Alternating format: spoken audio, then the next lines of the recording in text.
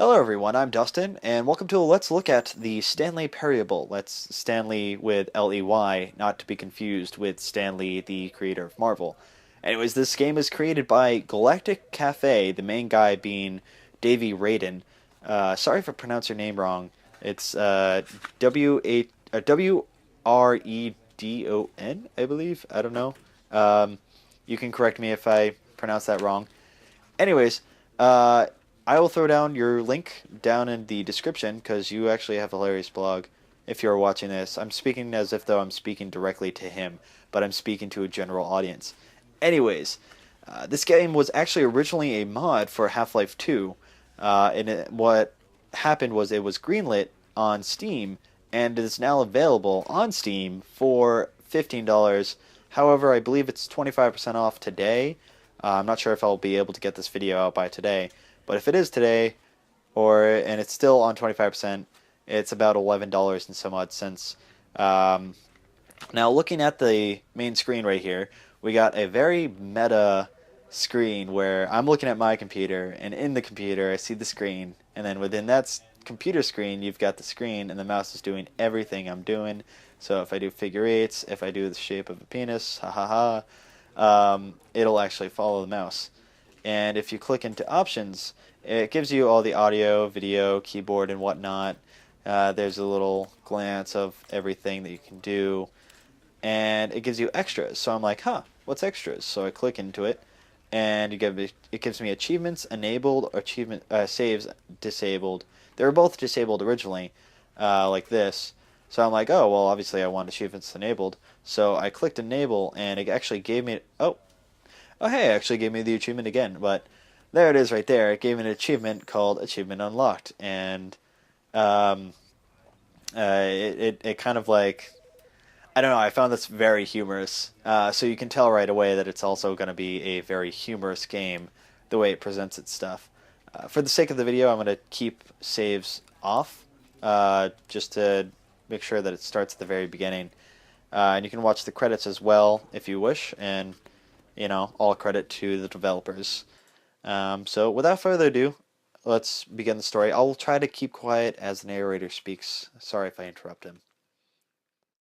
This is the story of a man named Stanley. Stanley worked for a company in a big building where he was employee number 427. Employee number 427's job was simple. He sat at his desk in room 427 and he pushed buttons on a keyboard. Orders came to him through a monitor on his desk, telling him what buttons to push, how long to push them, and in what order. This is what employee 427 did every day of every month of every year.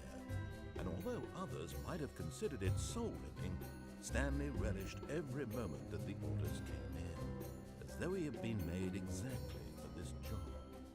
And Stanley was happy. And then one day, something very peculiar happened. Something that would forever change Stanley. Something he would never quite forget. He had been at his desk for nearly an hour when he realized that not one single order had arrived on the monitor for him to follow. No one had showed up to give him instructions, call a meeting, or even say hi. Never in all his years at the company had this happened, this complete isolation. Something was very clearly wrong. Shocked, frozen solid, Stanley found himself unable to move for the longest time. But as he came to his wits and regained his senses, he got up from his desk and stepped out of his office. So here we are now in control of Stanley, the main character. Looking around, you can tell this is obviously a huge graphical improvement from the Half-Life 2 mod, including like really good dynamic lighting and attention to detail. For instance, that little clock right there. Yeah, even the second hand, the little hand right there is moving. You can see it at the 1 going down and all around us, all that stuff. I'm not sure if it actually follows the entire time. I'm not going to bother standing there to find out. But we'll continue along and we'll find here. What could it mean? Stanley decided to go to the meeting room Perhaps he had simply missed a memo. That No matter and how hard Stanley looked, he couldn't find a trace of his co-workers. so we can see here that very quick like opening. You can see obviously something is wrong. Everyone's gone.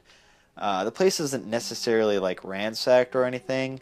There's just like a few papers lying on the ground right there, and just everyone is just gone. You have no clue what has happened. Completely confused. So you kind of just wander around.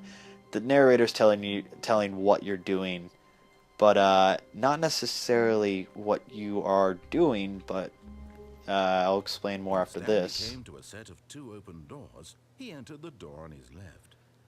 But the narrator is telling you what you are going to do, which is a huge twist on things right here.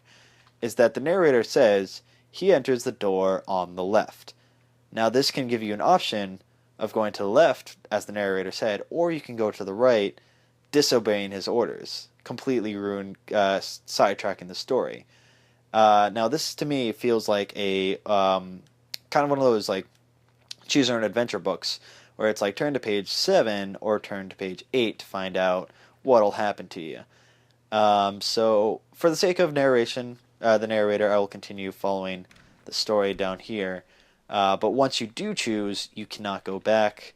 You cannot pass go. Do not collect $200. You can even try like pressing E and the door just won't open. So once you've picked, that's it. You can't go back. You'll have to probably restart the entire thing. I'm not sure. You can probably reset a save if you had saves enabled. But we'll continue down this hallway into this little room. Yet there was not a single person here either. Feeling a wave of disbelief, Stanley decided to go up to his boss's office, hoping he might find an answer there. So you can see, like, this game is definitely not without its humor. Like, you got the cycle of, like, keeping the emotions inside, like, get mad at other things, and then keep the emotions inside again. Also, tips not to get fired, don't get fired, as if though that's not obvious. And then you got, like this little thing. You got a broom closet. Go in here. Stanley stepped into the broom closet, but there was nothing here, so he turned around and got back on track. And so there's absolutely no use to this room other than that one little joke, which makes me think that there is something here. Like maybe like if you close the door, and like, oh, maybe not. It kind of makes me think that something will happen there, but the narrator keeps telling me to move forward, so I will obey your orders, Mr. Narrator. Stanley walked upstairs to his boss's office.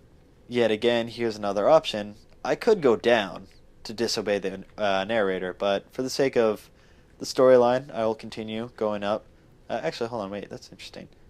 There's like, you got dark down there, and you got light up here, symbolizing choosing the light between dark. No, I'm just looking too much into it. Alright, so we'll continue going up the stairs, figure out what's in here, and what's this little room? The executive bathroom. I wonder what's in here. Oh, I guess I can't go in there. Alright, we'll continue down into the manager's office. Are you in here? Stepping into his manager's office, Stanley was once again stunned to discover not an indication of any human life. Shocked, unraveled, Stanley wondered in disbelief who orchestrated this. What dark secret was being held from him? And why is the manager's room so fucking huge? Behind the boss's desk guarded the terrible truth that his boss had been keeping from him.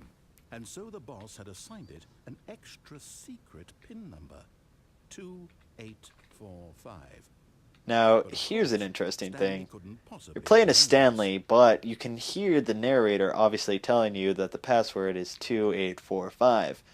So you're kind of like, well, do I actually type that in? Will it actually work?